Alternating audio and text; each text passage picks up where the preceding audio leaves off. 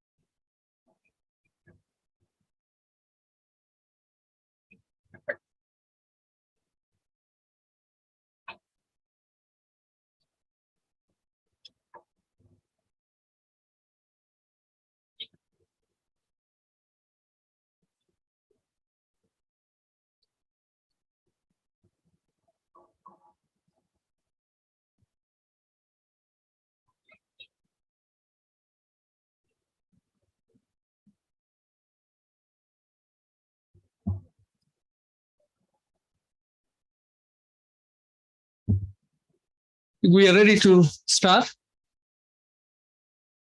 Ladies and gentlemen, Pula and good morning. My name is Nilesh Gaundar and I'm a senior lecturer in economics here at USP. Welcome to USP, both to our in-person audience here and those joining us online. The Pacific Update Conference is organized by the Development Policy Center at the Australian National University and the School of Accounting, Finance and Economics here at USP. I take this opportunity to acknowledge support from the Pacific Research Program, the Asia Foundation, and CAS towards the Pacific Update. This is the 11th year of the Pacific Update here in Suva. We are very privileged this morning to be hosting Professor Biman Prasad, Deputy Prime Minister and Minister for Finance, Government of Fiji, Andy Toy, Head of the Sub-Regional Office for the Pacific, UNSCAP, and Head of the Mission at the Australian High Commission for the opening plenary this morning. I will now invite the Vice Chancellor of USP, Professor Pala Aluwalia, for his welcome remarks. Professor Pala. Thank you, Nilesh. Pula Vinaka, Talofa Lava, and warm Pacific greetings. On behalf of the University of the South Pacific, I'm honored to join the ANU and welcome all of you to joining us for this 11th Pacific Update. I wish to begin by acknowledging the presence of the Honorable Pat Conroy, the Minister for International Development and the Pacific for the Australian Government, the Honorable Biman Prasad, one of USP's own and Deputy Prime Minister and Minister for Finance, Strategic Planning, National Development Statistics from the Government of Fiji, Ms. Andy Fong Toy, Head of the Sub-Regional Office for the Pacific United Nations Economic and Social Commission for Asia and the Pacific, members of the Diplomatic Corps, heads and representatives of regional organizations, Professor Stephen Howes from the ANU, our esteemed panelists and attendees, academics, staff, and students of ANU and the USP, ladies and gentlemen, I would like to express my sincere gratitude to the ANU's Development Policy Center for co-hosting this very important event on USP's annual calendar. Pacific Update is now widely recognized as a critical forum where key issues affecting the region are canvassed, debated, and solutions explored. This year, there are 16 panels with 52 presentations across thematic areas, including gender and family violence, foreign aid, gender transformative practice, indigenous economic empowerment, care economy and economic resilience, labor mobility and migration. Notwithstanding the importance of all these issues that will be traversed over the next few days, I would like to highlight the significance of labor mobility and migration, which have now become central to the region's economies. Not only are remittances so significant, where in some cases they exceed $1 billion, but also paradoxically, the social impact on nations are causing real and significant challenges as human resources throughout our region are depleted. USP is very proud to support and co-host the Pacific Update to provide the platform to discuss and explore possible solutions to these issues and other pressing challenges of our region. Our gathering reflects the commitment to continue deliberations on the development and research of public policy for our Pacific region. I have full confidence that the next few days will be filled with stimulating presentations and insightful discussions that I'm sure are going to strengthen our collective response to some of the most intractable challenges we face. It's our duty as custodians of Pacific futures to nurture and sustain our Pacific ways of resilience for our region.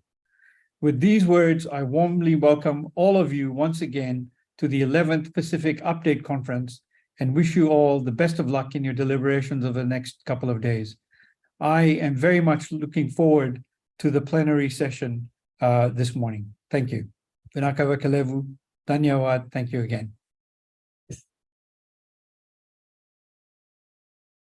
Thank you, Professor Pal, for those welcome remarks. Honorable Pat Conroy couldn't be here this morning, but he sends his best regards for the conference. He had to attend emergency meeting, so that's why he couldn't make it. But we have Mr. Watts from the Australian High Commission, who is going to deliver the opening remarks in place of Honorable Pat Conroy. Stuart Watts is currently Charge d'Affaires in Suva at the Australian High Commission. Before this, he was a political counselor in Tokyo, Japan, after serving as chief of staff to the Minister for International Development and the Pacific. He's also been a senior advisor to the Foreign Minister. He has previously served overseas in Japan twice, Solomon Islands and Malaysia. And Mr. Watts is a keen sports fan. He's married with two boys. And now invite Mr. Stuart Watts to deliver his opening remarks. So Watts.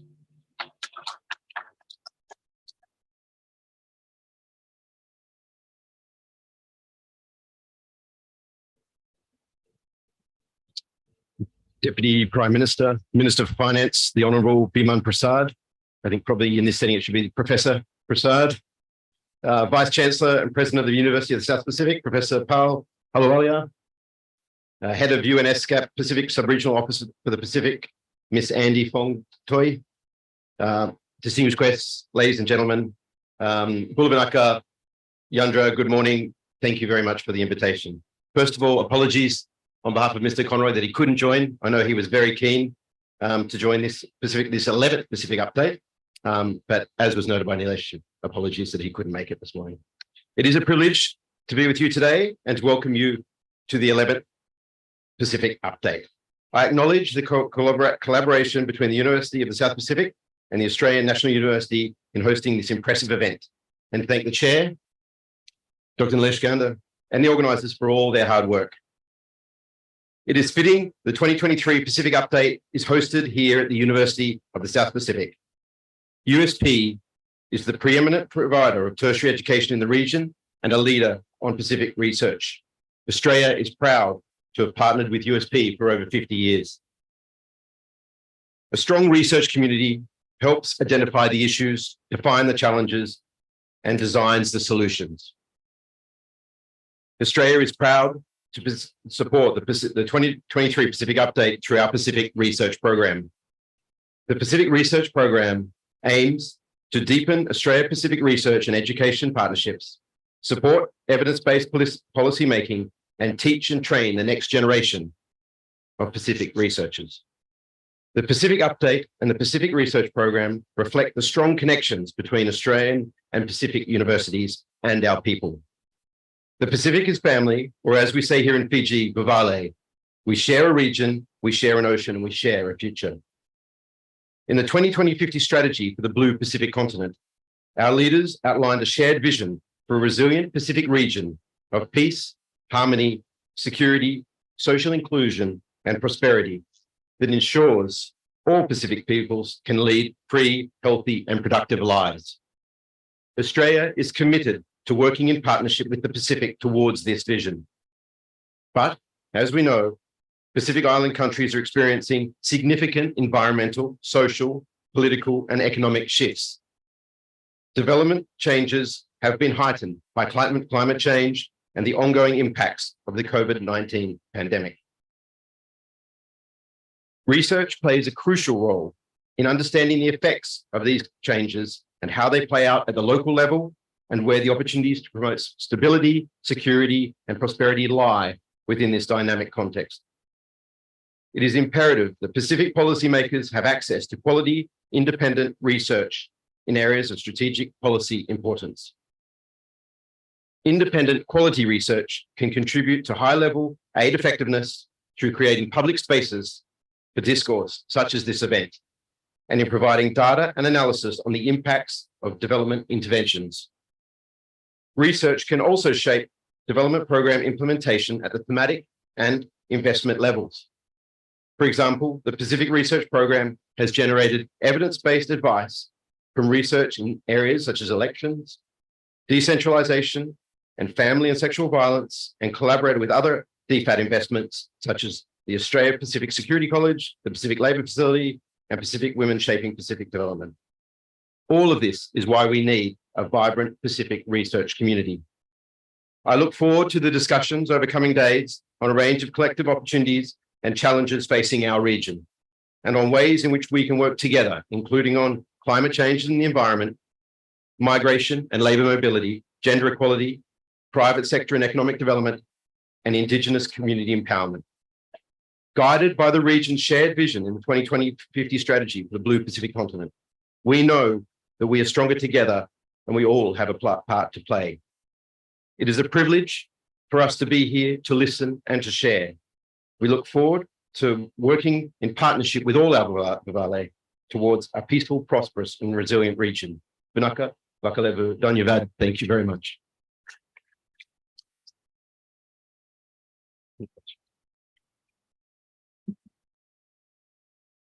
Thank you, Mr. Stuart Watts, for those opening remarks.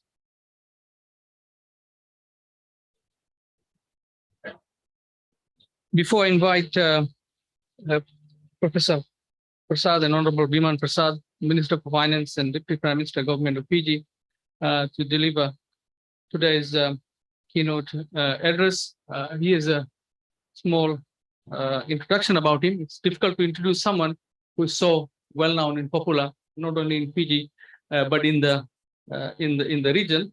Professor Prasad is an international scholar and has contributed significantly to the debate on social and economic issues in the region.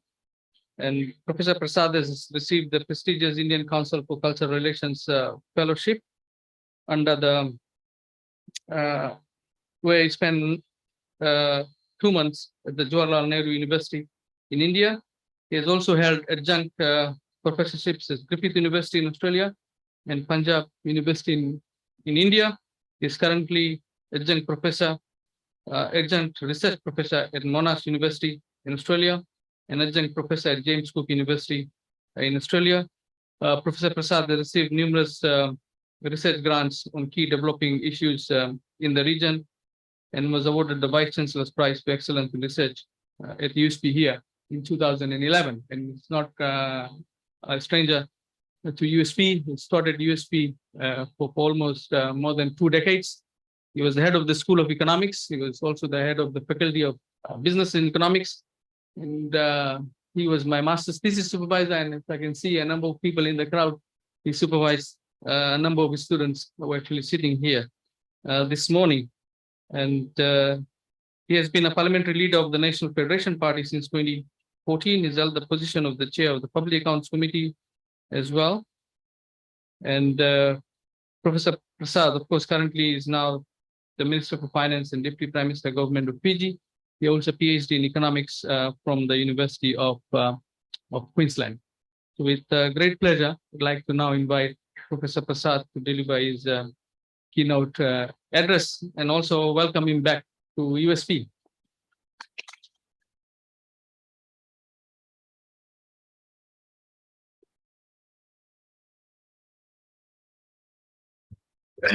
Thank you, Nilesh, for that very kind introduction. The Acting High Commissioner,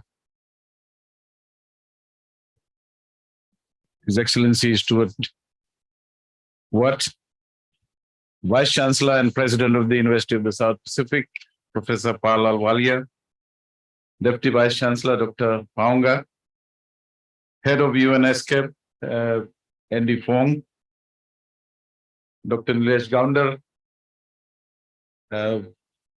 many friends I can see in the audience, ladies and gentlemen. It's always a pleasure to come back to the university and especially to USP.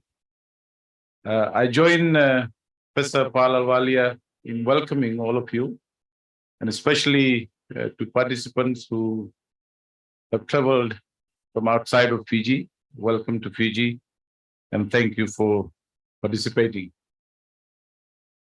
I was thinking of an official speech, and I got some speaking notes, so I left it in the office because I thought it's very important to join the academic community and the research community and pose some interesting questions.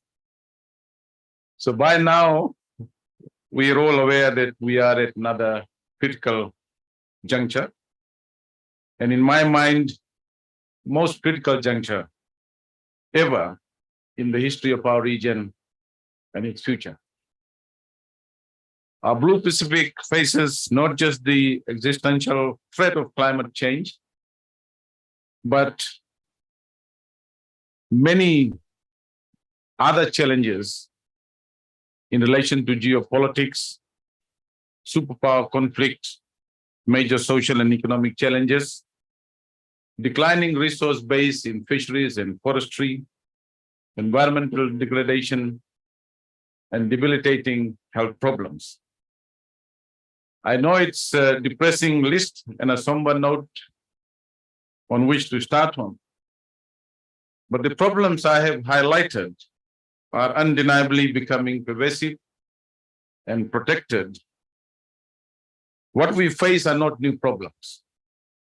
And when you, the Pacific Update delegates and many esteemed researchers, take stock of where we are across the Blue Pacific, one of my questions to you is whether the situation is improving or not. And make no mistake, this is a crucial question. Only by assessing where we stand in relation to the past can we properly understand what we need to do in relation to our future. I'm personally a great believer in learning from history. What is clear or should be clear to all of us is that as a region, we are not in an entirely good shape. There are many indicators of this, but a major one is the physical health statistics of our people. I say major because we should always put people first. In terms of human health, a key indicator of economic and social prosperity, we have regressed in major ways due to the prevalence of lifestyle diseases in too many of our countries. We add to this reports on gender-based violence and the disadvantaged position of women make for depressing reading.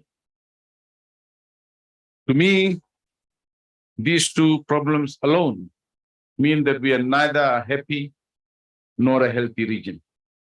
There are too many of us suffering in too many ways. I have, ladies and gentlemen, deliberately chosen to highlight these problems, not only because they affect our economies, but also because they impact every sphere of our lives. And I'm starting to suspect and fear that some of these problems are becoming normalized, that we are starting to shrug them off as a normal part of life. If so, that would be a disaster, at least to my mind. So I hope that in your deliberations, you keep some of these issues at the heart of discussions in relation to your research and questions that you would be asking, since it concerns the everyday realities of our lives. I see the Pacific Update, and I have participated in Pacific Updates before, as an important event to contribute to our well-being by investigating problems and sharing information with the aim of identifying solutions. I know some of your presentations will throw more light on the state of play across the Blue Pacific, across its economy, across our communities. And I look forward to listening to some of your presentations and reading as many as I could over the next few days.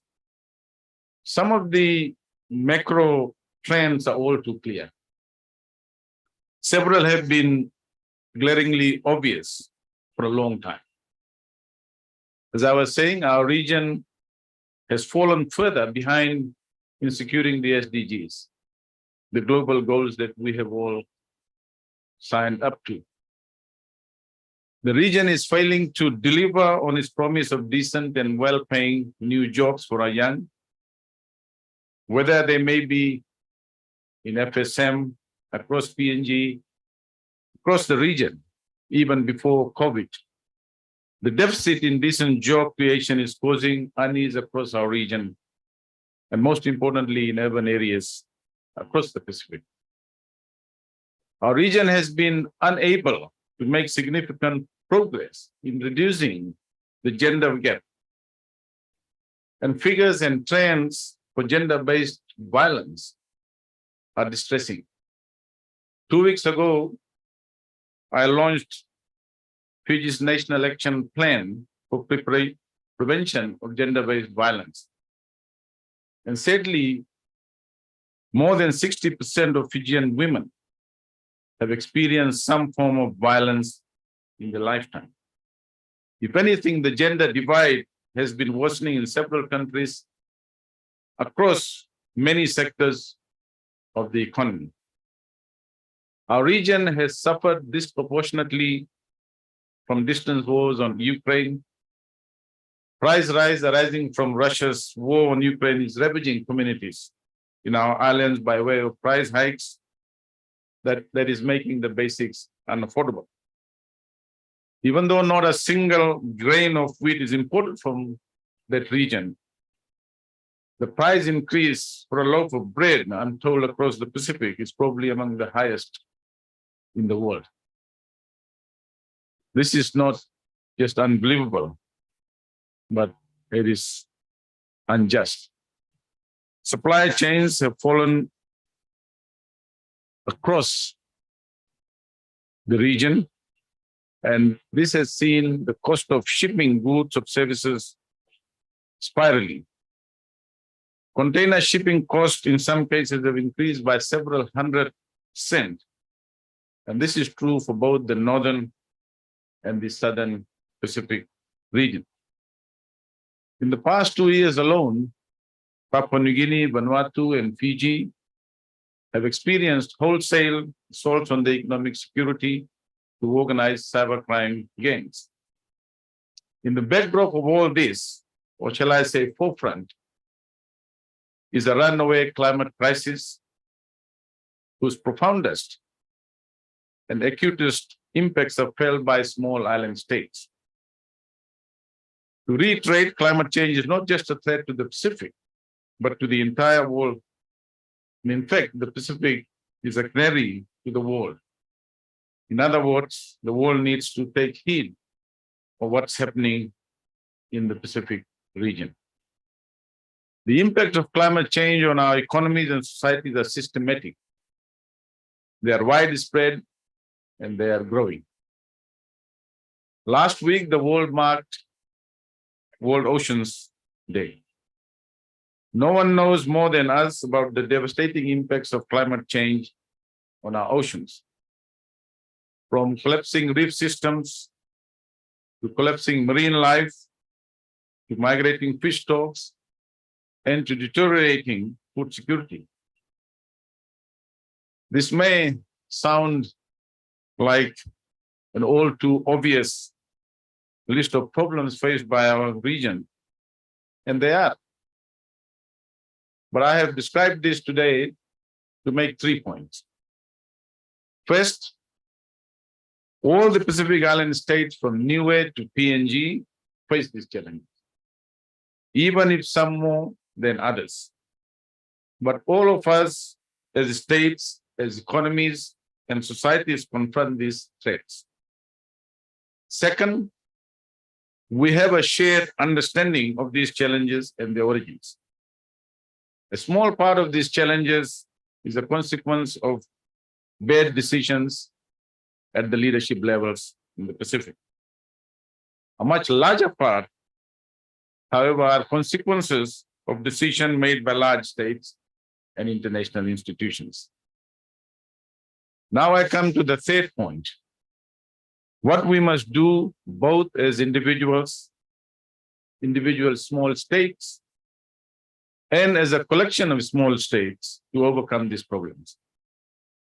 We know only too well that each of our problems has a large global element to it.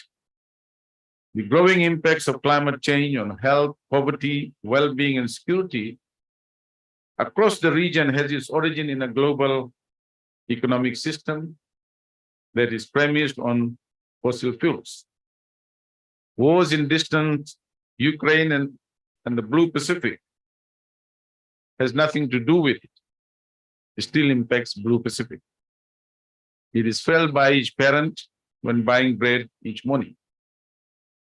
In addressing the Pacific world's class researchers and scholars today, and I consider you all class and very committed to understanding the problems and issues in the region. My ask is simple. I hope your research will throw light on the supercharged geoeconomic competition for critical minerals, how control and access to new technologies cause disruptions with regards to pressures and strains on our economies and regional institutions. And I hope some of your research will throw light on how runaway climate change harms the security, well-being, and stability across the Blue Pacific. We must build our knowledge base for this. This must be our knowledge. This cannot be knowledge about us that is given to us.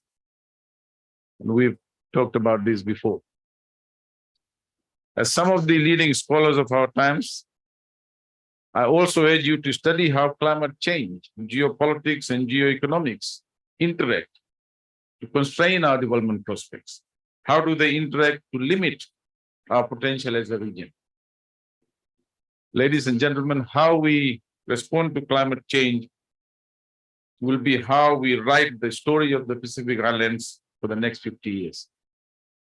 It may indeed be how we write the story of survival of our nations. The stakes could not have been higher. This is a moment, in my view, for stepped up regional solidarity. This is clearly the moment for fundamentally rebooted Pacific regionalism. This is the time for a renewed determination by our peoples and their leaders. The global geopolitical context actually demands this from us. The scale and gravity of our development and existential challenges require this of us.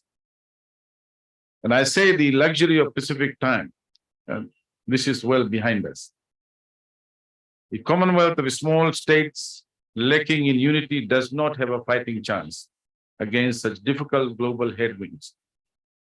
The geoeconomics of a Western and a China trading bloc does not always have the interest of our subsistence farmers, our artisanal fisherwomen, of thousands of our small businesses in its line of sight. And that's an important fact. As a Commonwealth of small states lacking in determination, we will be unable to have even marginal influence in reshaping global financial system. And geopolitics, we all understand, is not framed with our interests and countries in mind all the time. The Blue Pacific is only the front line of the fourth lines of a new geopolitical order. Here, ladies and gentlemen, I want to say that our Fiji's coalition government places its greatest priority on rebooting Pacific regionalism with a renewed sense of purpose and agency. It is therefore not coincidental that our Honorable Prime Minister, Sitiveni Rabuka, has in fact wasted no time in visiting Kiribati, Papua New Guinea, Samoa. He made a recent trip to New Zealand. Stability, inclusive prosperity, and enhanced security across the Blue Pacific is the absolute priority of our government. It must be the absolute priority of governments and communities across the region. I think the Pacific needs a breakthrough moment. We need to break through the constraints that are tired and archaic global financial architecture imposes on our countries. We need a breakthrough moment to sidestep the harsh fallout from geoeconomics that is about the interest of the larger states and economies and not necessarily of small states. Blue Pacific's North Star, the Blue Pacific's 2050 strategy is in some ways, in my view, is foundational. It gives purpose, direction, and framework for how Blue Pacific engages with the global system. For far too long, we've been on the receiving end of having things decided for us. For far too long, we have suffered from having programs conceived for us, sometimes in distant capitals, of having our security challenges being determined for us.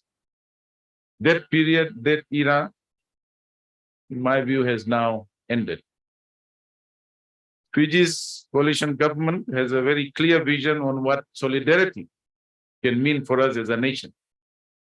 A strengthened Pacific solidarity means that the Pacific's regional institutions can do more for us. The strengthening USP as the region's premier learning institutions means that we will have better trained and educated graduates to help us respond better to the challenges that confront us.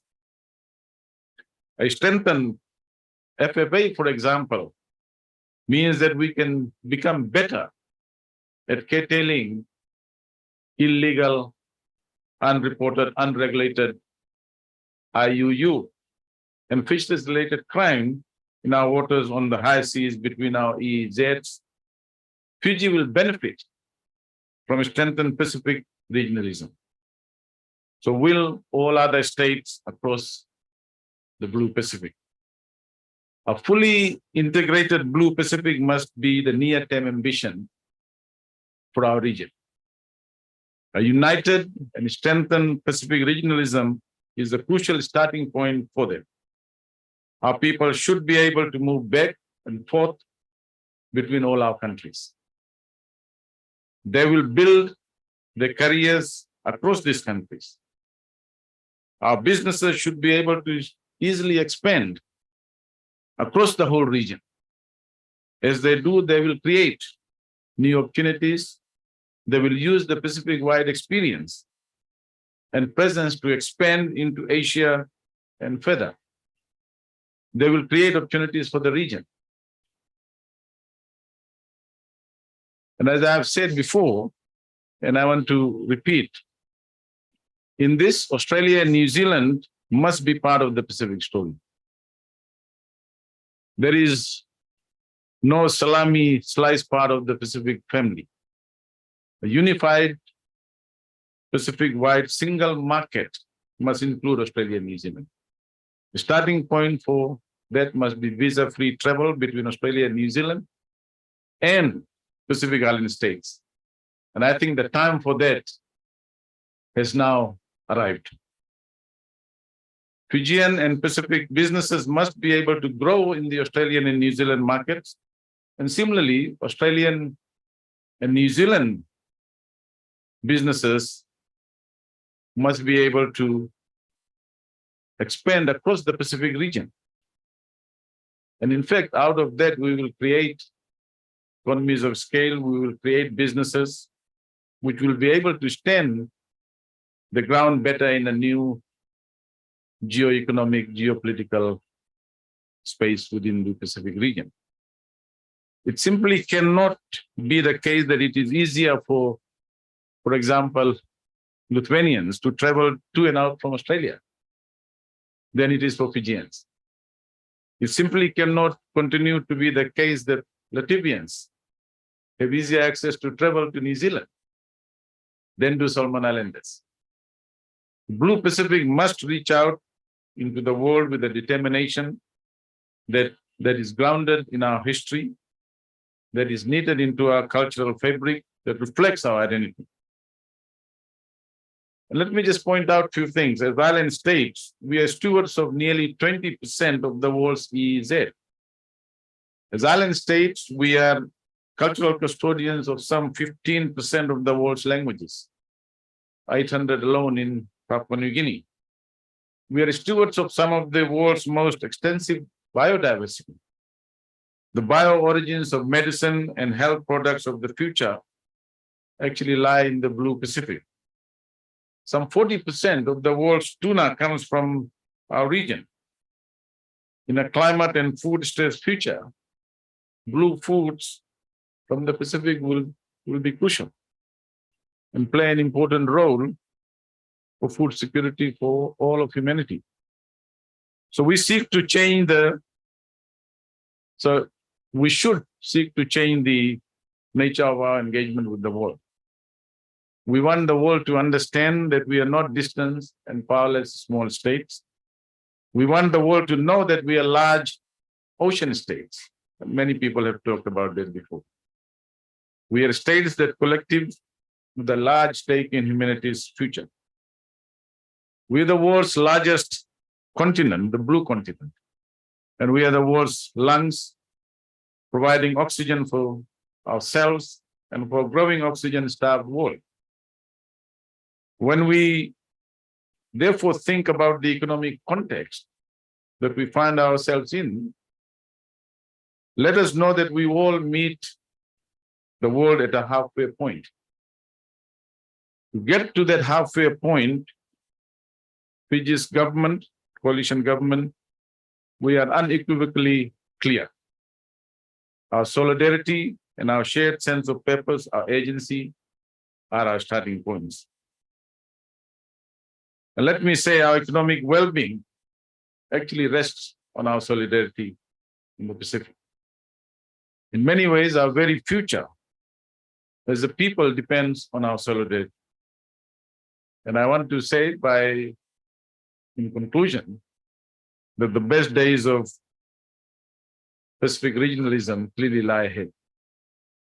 Thank you. Nakavakalebu. Dhanyawad.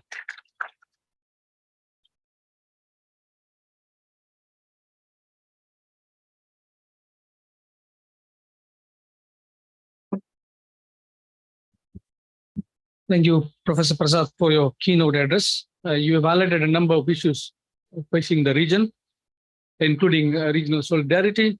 The conference theme and a number of presentations actually gel very well with the issues that you have highlighted in your keynote address.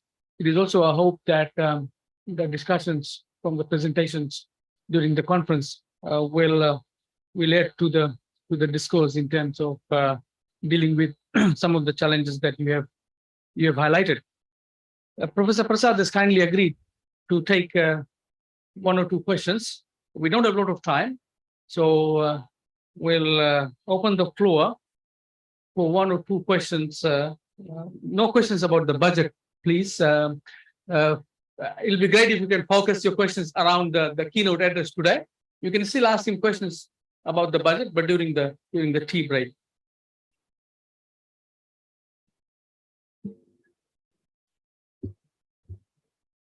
Yes, so it's a question here, and we'll take both the questions, and then we'll give Mr. Prasad the opportunity to answer. Okay, while we are waiting, we'll allow you to our former colleague, Jope. That was a really, really phenomenal speech. I really must say it's quite refreshing. My name is Dr. Tarai, and here is part of the line. First off, could you just elaborate on some of the things that you share, especially on visa access? I'm not going to be about people in regards to Australia and New Zealand. It's quite a special one. When you see that I have a product to be able to properly directly address it in Australia and New Zealand, what do you think about the timeline when that should happen? So this is the time that it's especially since our people are moving across the right numbers. And what are the bigger points competition?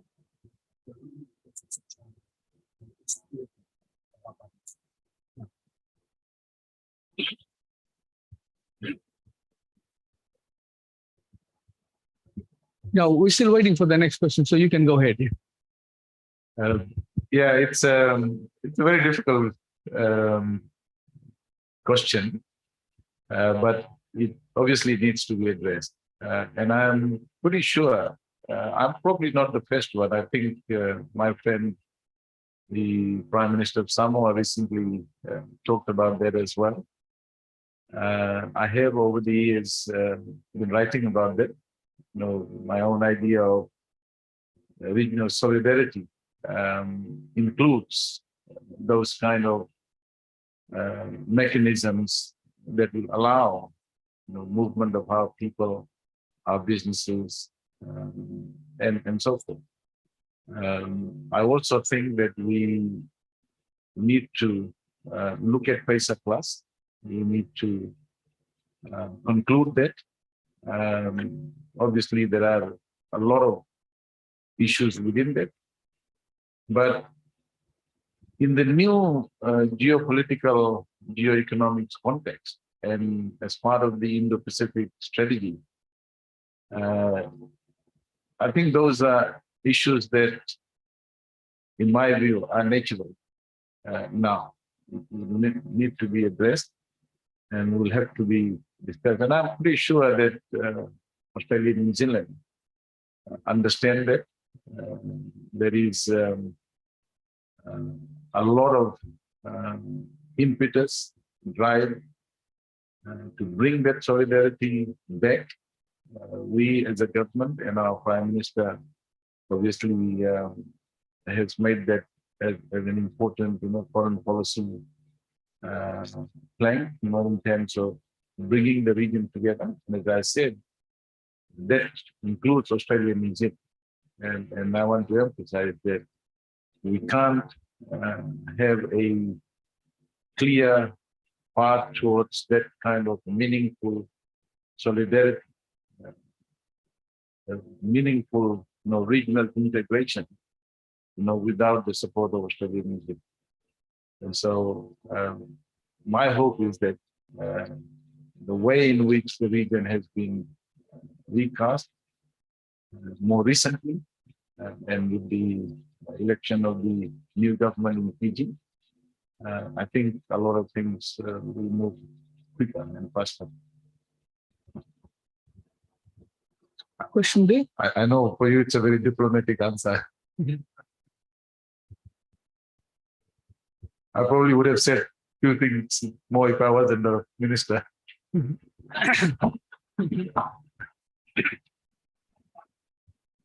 Yes, please go ahead.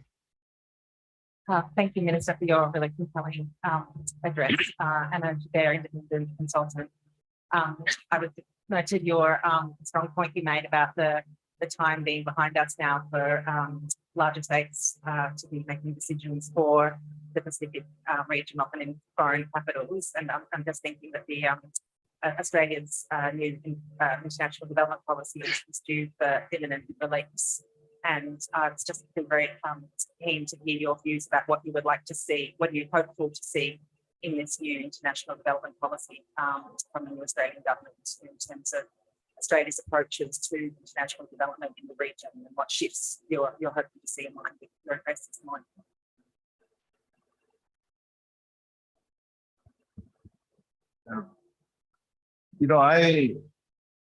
I'm actually a little bit more optimistic about regional solidarity, regional integration, regional cooperation, which includes Australia and New Zealand.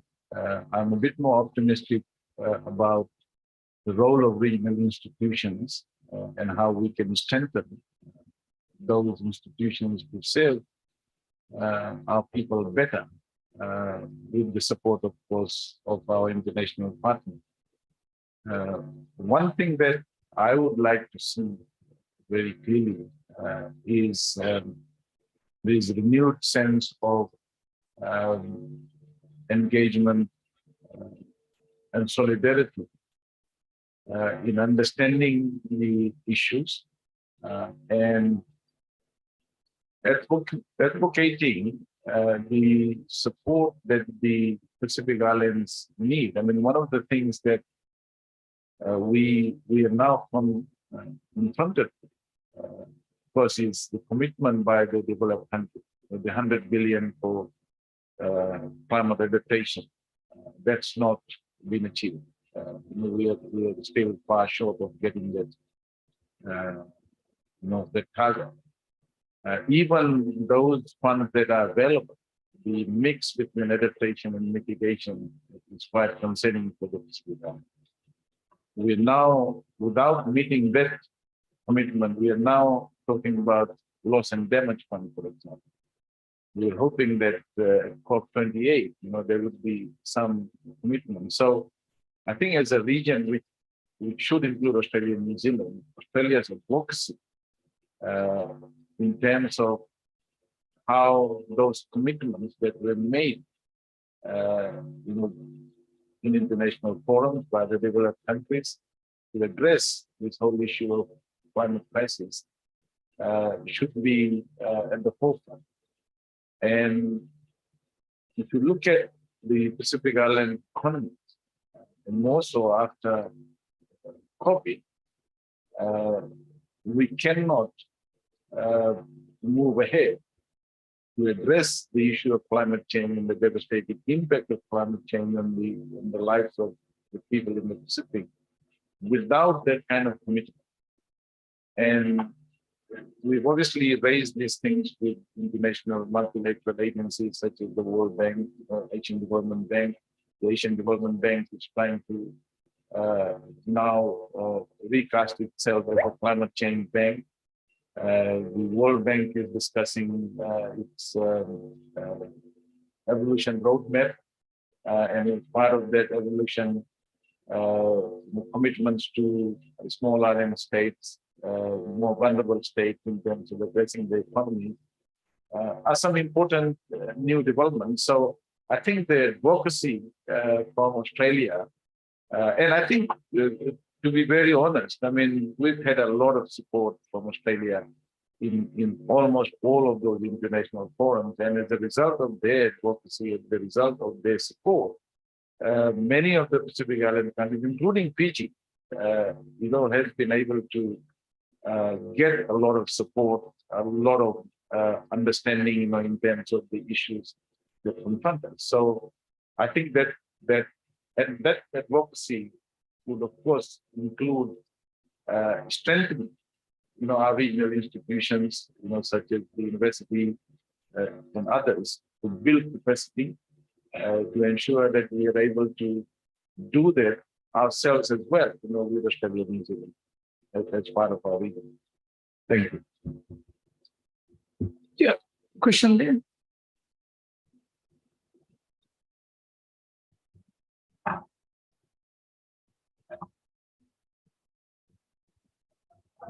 Prasad, their policy has done much research on aid effectiveness in the Pacific. There's much in terms of per capita it's said that the Pacific gets more aid than any other region. Yet, according to DFED's own performance reviews, most of our projects and programs that have been implemented in the Pacific perform dismally. What is your opinion on aid effectiveness and donor funds being rolled out in Fiji, yet not showing much results?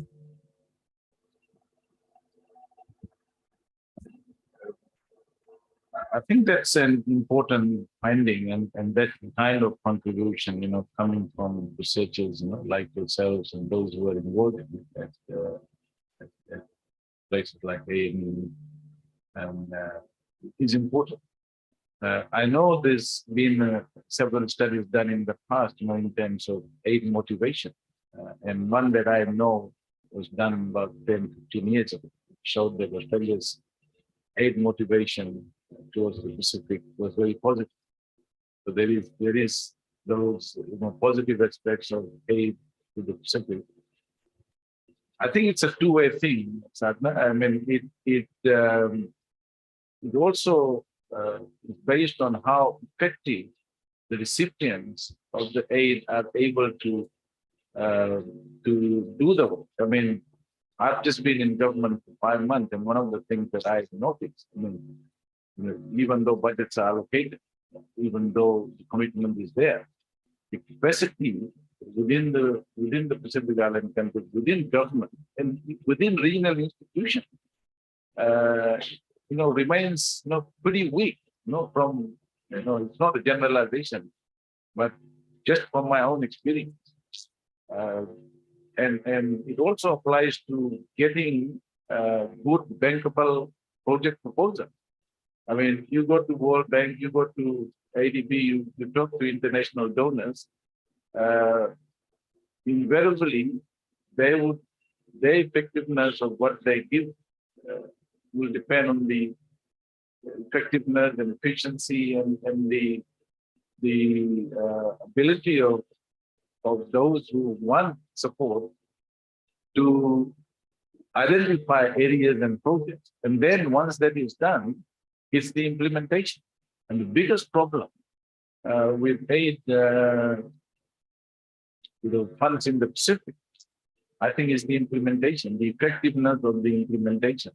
And that's why I'm saying that a lot of capacity needs to be built within the regional institutions, within countries, within ministries of finance, within planning divisions of the ministry. So it is very clear that that is lacking. And so sometimes the motivation may be quite good, but when it reaches the recipient and the outcome of the implementation, the effectiveness is not there. Thank you. We have time for one more question. We won't let this opportunity pass by having Professor Prasad back here in the lecture theatre. So one more question, yeah. Okay. Thank you.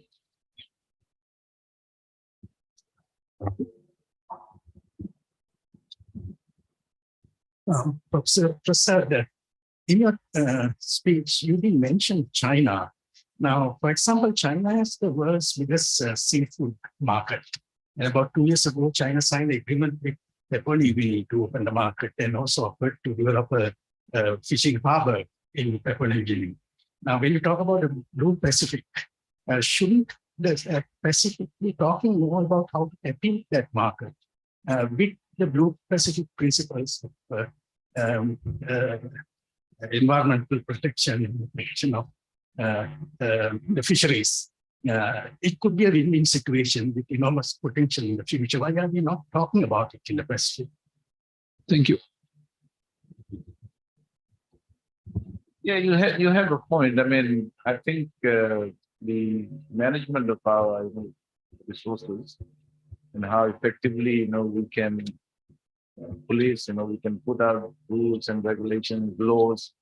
As I said, the illegal, unreported, unregulated fishing is a big issue in the Pacific. So this whole IUU discussion needs to take place, quite aggressively. so that countries are able to, and it's not easy for a lot of the countries to put out resources when there are other competing demands into the area of looking at the laws, rules, and regulations and policing it and making sure that implemented in a way that is of benefit to these countries. Of course, markets are important, but how the Pacific countries themselves are able to churn out those products, determine the sustainability of the resources. Thank you. We'll move on to our next keynote address. And thank you, Professor Prasad, for your patience in terms of addressing the questions. Our next keynote address will be delivered by Andy Fong Toy. Andy is currently the head of Sub-Regional Office for the Pacific, United Nations Economic and Social Commission for Asia and the Pacific. Andy has worked in the region for over 25 years. She has previously been the Secretary General at the Pacific Island Forum Secretariat. She worked both for PIFs and in New Zealand. UNSCAP has been a very good partner with the USP and the School of Accounting, Finance and Economics, and we thank you for that. We have also organized a side event this afternoon with UNSCAP at 5 p.m. in the video conference room on the Samoa pathway. So we hope to see you there as well. This is after the program concludes here at 5 p.m. And this is the gap that we have between the conclusion of the program and the cocktail. So I will now invite Andy Fong Toy to deliver the keynote address.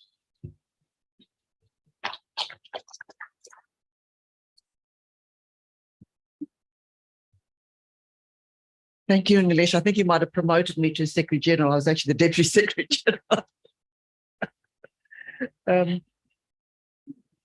The Honourable Biman Prasad, Minister of Finance and Deputy Prime Minister of the Government of Fiji, Professor Paul Alawalia, Vice Chancellor, University of the South Pacific, Mr. Stuart Watts, Charge d'Affaires of the Australian High Commission, Professor Stephen Howes, the Director of Development Policy Centre of ANU, and of course, Dr. Nilesh Gownder, Senior Lecturer, University of the South Pacific. It is my great pleasure to be back here today at our premier regional university to address this year's Pacific Update. Excellencies, distinguished participants, and students. As I look outside, unfortunately today it's a grey sky, not a blue sky, from this auditorium, I have no doubt that the lingering effects of COVID-19, conflict, and climate change are posing unprecedented challenges to our Blue Pacific. Since the adoption of the Global Development Blueprint of the Sustainable Development Goals in 2015, progress has either been limited, if not reversed, in many goals across the Pacific. The 2023 UNSCAP SDG Progress Report estimated that the region would take another 42 years to reach the goalposts in the 2030 agenda. Our poorest and our most vulnerable people in our streets and villages across the Pacific are being left behind because of these socio-economic challenges and climate risks. To stay afloat, our policies, strategies, and most importantly, our actions need to secure the rights and well-being of everyone on a healthy, thriving planet. As a development practitioner in the region for the past 25 years, I wish to put forward some points for your reflection. The Pacific economic outlook remains sluggish, and we are being tested on many socio-economic fronts. Inflationary pressures continue, interest rates show upward trends, fiscal space puts growing limitations on development spending, and debt distress is a reality. Of course, the rebound in some parts of the region is preparing the way for tourism recovery, providing opportunities for gradual growth pickup, investment-led infrastructure, and employment creation. However, these positive growth and investment impacts are at risk of domestic policy changes and uncertainties related to monetary policy tightening and fiscal squeeze. Geopolitical competition and climate-related disasters can also impose significant socioeconomic costs to our small island country. Distinguished participants, we must seize the opportunity to pivot our development policy focus and what they deliver. Today, let me share 3 thematic areas that can turn ambitions into actions: sustainability, empowerment, and knowledge generation. First, we must ensure sustainability as the most important element of policy making. In the Pacific, we are resolute in our efforts to keep the 1.5-degree climate change goal. Embedding long-term sustainability of socio-economic strategies in our policy responses, both at the national and regional levels, will in turn ensure economic benefits. We must recognize that investing in sustainability is no longer an ethical choice, and it clearly makes business sense. Mainstreaming environmental sustainability into government and private sector initiatives should be the norm. In this respect, policy actions must incorporate and accelerate blue-green public investment flows across sectors. Climate-smart digital trade, energy transition, and sustainable maritime transport will not only bolster environmental sustainability and safeguard our ecosystem, but it will also boost economic growth and promote jobs across the Pacific. And governments have an opportunity to focus on domestic resource mobilization and raise additional funds through innovative financing instruments, such as debt for climate swaps, that will help manage debt sustainability.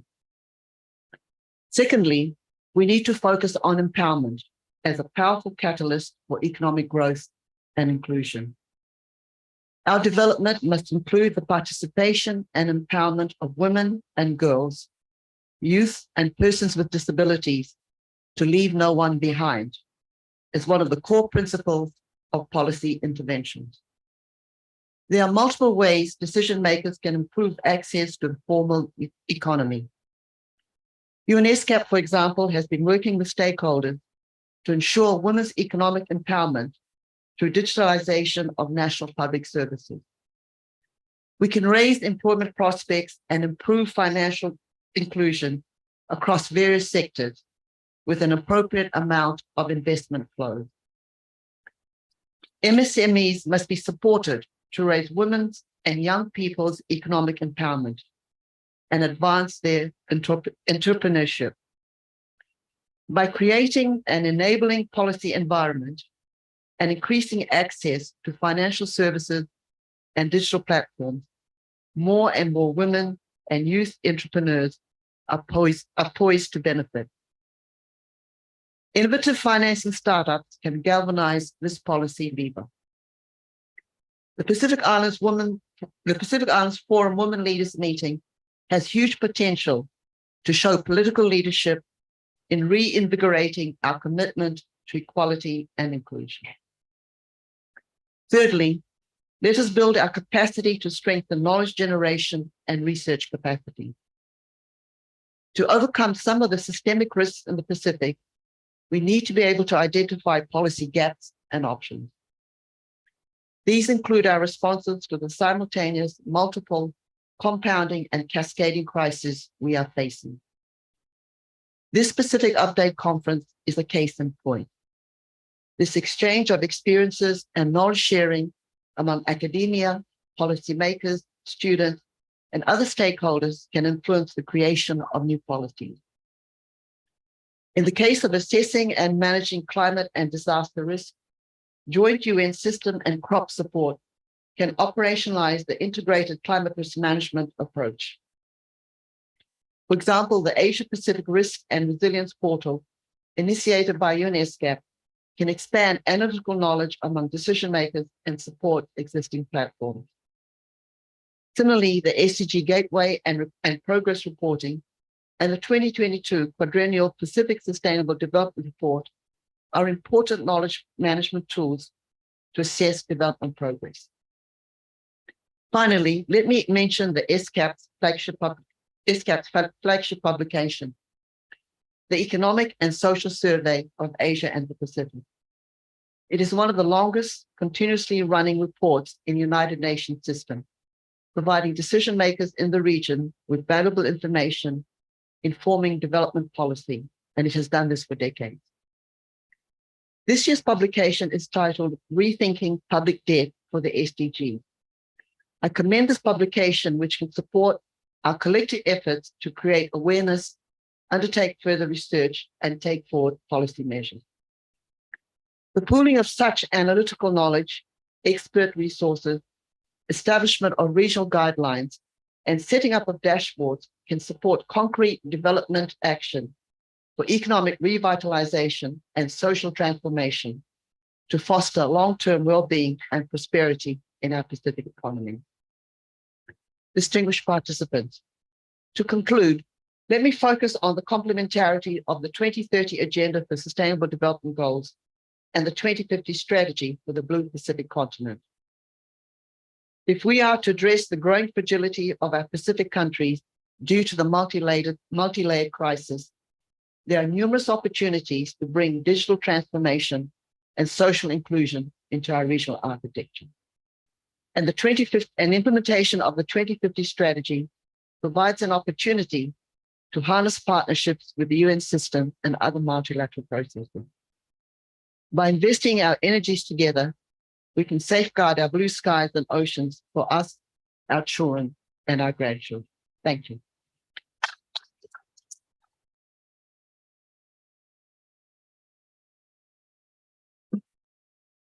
Thank you very much, Andy, for the keynote address. And my apologies, my notes do say Deputy Secretary General. I might have missed it. So Andy was the Deputy Secretary General at I.T.S, and I'm sure Denton will forgive me. Denton is the economic advisor at I.T.S, and he'll be delivering the keynote tomorrow on Pacific Roadmap for Economic Development. So that brings us to the end of the welcome and opening plenary. Please join me in thanking all our keynote speakers. And thank you to all of you for joining us this morning. We hope to see you through the next 3 days. We'll now break for tea, and we'll come back at 11 a.m. for panel 1A, which will be held here, and panel 1B will be held in the video conference room opposite the door at the back. And tea will be served at the marquee behind this lecture theater.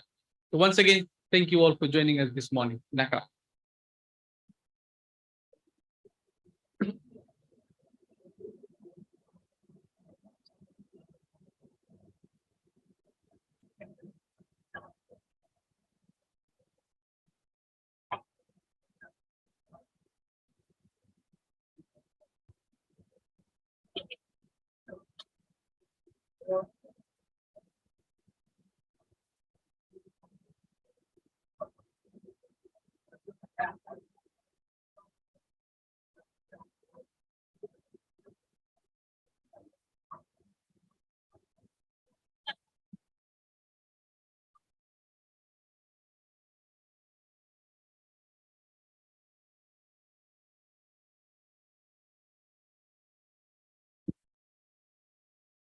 Sure.